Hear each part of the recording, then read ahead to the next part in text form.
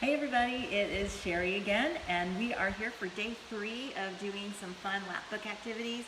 I thought it might be fun for us to do something that you could put into the lapbooks, and so maybe if we do like a theme, and I thought something that would be universal that you could do regardless of the age of your kids might be the senses. And so we're going to start with the ear today, and we're going to do a really fun experiment with some eggs, and then we're going to take the information that we learned or talked about, and I'm going to make another flip book that we could put into the lap book and show you how to do some extra, a new kind of book. So anyway, I'm waiting for a couple more people to jump on, and I want to just thank you guys for the feedback I've been getting. Been getting some good encouragement, and again, if you have any questions or any requests, let me know. So what we're going to do is we're going to talk about the ear, one portion of the ear that I think is really kind of fun because your kids are going to identify with it. One of the things that I think most kids do is you ever seen your kids just start spinning around in circles and around and around and around, they stop and then the world continues to spin? Do you ever wonder why that is? You guys might not even know. Our ears have a unique structure in them. They're called semicircular canals, and they have fluid in them. And the fluid moves around based on our orientation, so that we can kind of know if we're tipped this way, we can identify. We know in our mind that that's the direction our body is oriented because of the movement of fluid in those semicircular canals. They're actually the fluid actually pushes against tiny hairs, which send signal to the brain. But when you spin around and around and around and then stop, the fluid keeps going, and that's why your brain doesn't know what to do. And I want to show you that example of that. This is actually called inertia, the scientific term. And so I have 2 eggs here. One egg is raw and one egg is hard boiled. Of course, you can't really tell by looking at them, can you? Actually, I can't really tell by holding them, but we're going to do something with both of them. I'm hoping, let's see, okay, there we go. You guys can see it better here. So I'm going to take the first one, I don't know which is which, and I'm going to spin it, and then I'm just going to touch the top of it and let go again. And we're going to see what happens to it, okay? So let me try it with this one. Spin, oh, it's going to spin out of the way. Spin, touch, and let me do it again. Spin, touch, try it again. Spin, touch, spin, touch. Oh, there we go. That's what I wanted to do. Let's try it again. Spin, touch.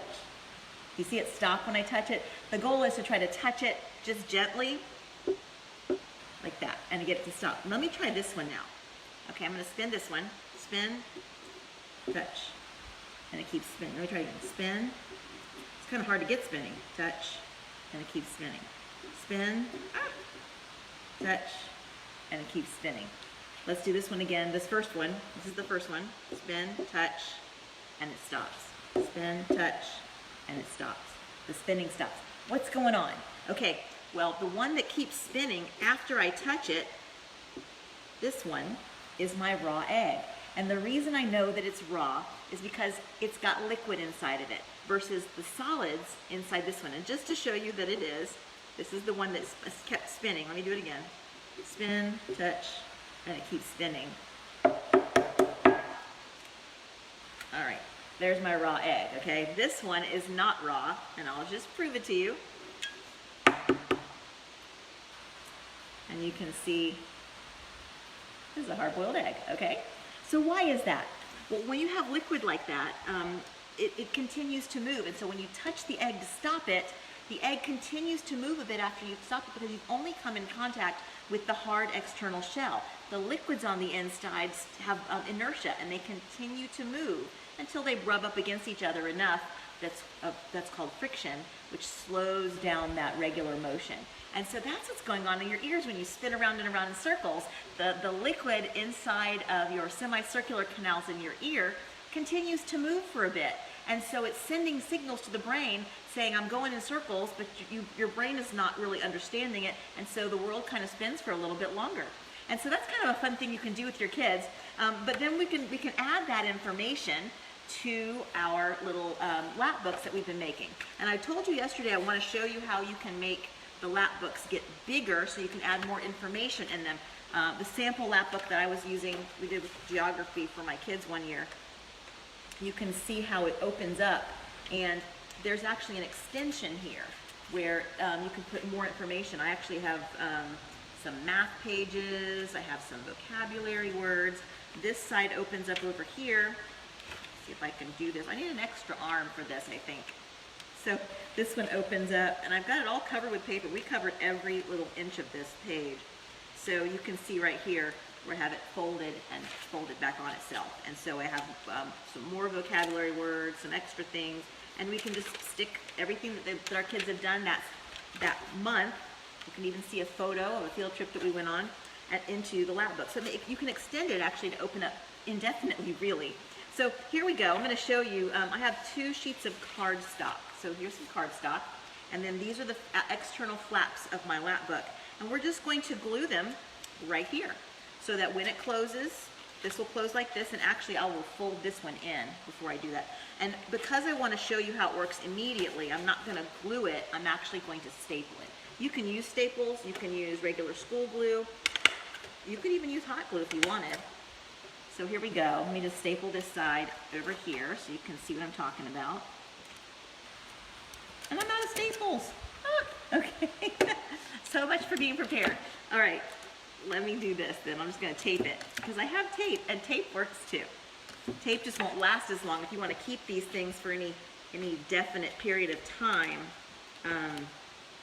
you'll want to use something like staples or glue or something like that. So let me just tape these on to the inside flaps. And then I'm going to fold one of them. So this is the one that will, let me fix this. This is a mess.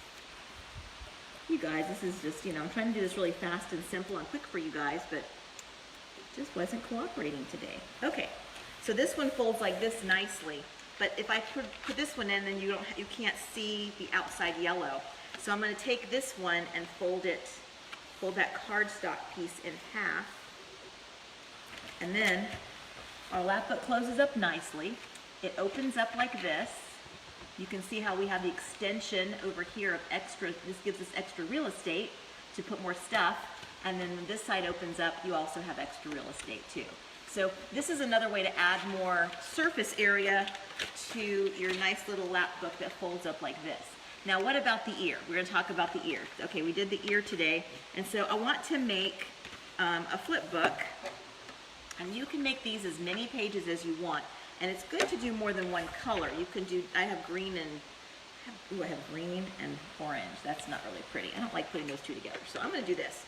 I actually went and printed out the structure of an ear with little lines where the kids can fill in all the blanks. And you can see right here the semicircular canals that I was talking about. They're actually oriented this way, and then this way, kind of at an angle, in all 3 different directions. So you can orient yourself and know where your body is located. So let your kids do that spinny thing. That's really fun, and they can experience what that's like because most kids have already done that. So I'm going to cut it out a little bit smaller. All right, and then I think I am going to use, let's see how big this is. It's kind of big. I would actually print out a smaller one of these and put it on the front. I'm going to go ahead and use the green and the orange simply because I've got them handy together. And so what you're going to do is you're going to cut 2 or 3 or 4 sheets of paper, however wide you want them to be. If you want them to fit inside the sides of your Lapbooks, it's always good to make sure they're at half of a sheet of paper or less than half lengthwise so they'll fit. And then what we're going to do is we're just going to slide them a little bit offset. You see how there's a little offset here? And then I'm going to fold it down so that it's even more offset, like that. You see how it's going like that? And then I'm going to crease it. I was going to use my stapler, but since my stapler is not happy about things, I'm just going to hold it. And so you could staple it at the top. You could insert a bead of glue and glue them right at the crease like this if you wanted. But this gives you a 4-page book. 1, 2, 3, 4. And so you can put all about the ear, things that they did, things they learned, the different parts of the ear, something they were surprised about. List maybe a couple of vocabulary words and the definitions. And a diagram of the ear. Again, this one I printed out a little bit too big. I would make this smaller to print it out and maybe pop it in the back so that my kids could label all the parts of the ear. And so this is one more piece that we can add into our lap book about the ear. And so I would put it like maybe right here or over here. I could put it over on one of these flaps if I wanted. And so this is maybe where I would put mine, right about here. No, I think actually I would put it on one of my folded sides. I would put it here. Okay, and so I'm going to go ahead and glue that on for next time, so you'll see it when we get back next time. And then coming back tomorrow, we're going to do some more. I may be able to do it at 3 o'clock tomorrow. I'm not quite sure. So I'm going to do my best to be here by 3, maybe 3:30. Got a lot of stuff going on. I'm getting prepared for a conference coming up. So I just want you guys to know that. But I still want to continue to come back as many days as I can to work our way through this lap book. And we'll have a whole series so you can refer to these as you look for things to do with your kids, look for ways to document their learning, that ways that are easy to do, ways that are kind of engaging and fun as you go through and navigate this homeschooling experience. So thanks for joining me. I hope you have a great, wonderful day, and I look forward to seeing you again tomorrow.